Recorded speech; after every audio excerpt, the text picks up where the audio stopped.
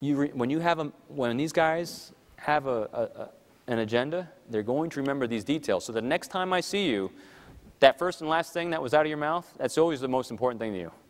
That will be what I start with next time, because that was important to you. And you'll be impressed that, wow, you were listening to me, and you remember. I had that with that one Ukraine guy I was working. I remember he sat down at one of the next meetings. He wanted to get right to business. And he goes, no, because last time he had been having a problem with his daughter trying to graduate from college.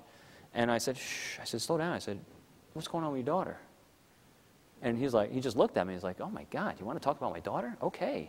So, I mean, we spent 20 minutes talking about the daughter first, because that's what was important to him, not me. If I have my ego suspended, I don't have a problem making misstatements. People don't like saying wrong things. But if you get comfortable with saying wrong things, if you have an agenda, because I know I'm going to play to this tendency to correct others, I'll get a lot of information. And then they feel good about themselves, because one of the tendencies people like to do is they like to mentor people. Because why? That means they're an expert in something, and they're coming to me for advice. And we do it all the time.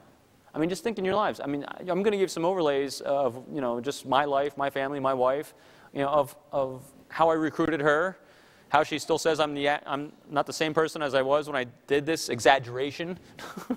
But yeah, we do this stuff all the time. Who's married? Yeah, you all have done it right. Once. And those of you that aren't, I'll show you what to do. I went non-threatening. Elbows down. Light hold on this. Head tilt, slightly to the side, showing the ventral splay. In other words, like a dog. Put my tail between my legs. I will not try to fuel your fire, brother. So I'm sitting there like this. So we go through the light. He then gets behind me, about 1 inch from the bumper. No one's ever had this happen, right? Bright lights are on. And he's like this behind the wheel. And I'm like, oh my God. And so he takes me through a couple turns, so he's no doubt he is on me, right on my bumper. And so next thing I try to keep non-threatening the entire time. I didn't try to avoid gaze. I looked in the rear view mirror. I was trying to show softness, show de-escalation. So non-threatening lane, right? I moved over to the right lane to see if non-verbals alone would help calm this guy down. Nope. He rolled up next to me, and we're at another light now. This has been about 7 minutes. I mean, he's still holding it. I mean, he's holding this rage pretty good. And so he rolls up to the light next to me, and he's doing one of these things. And so I looked up at him. If you can't see it, and I just looked at him and go.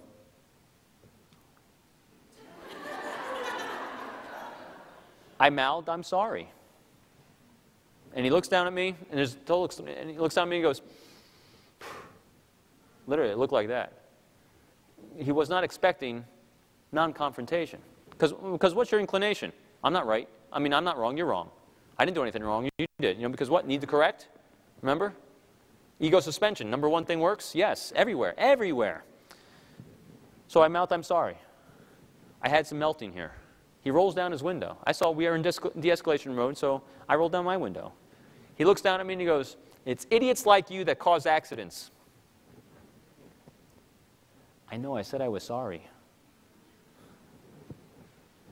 More melting.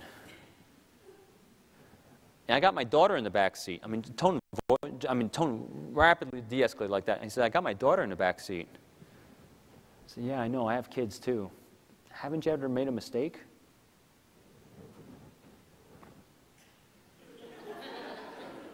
God bless you when you're driving. Oof.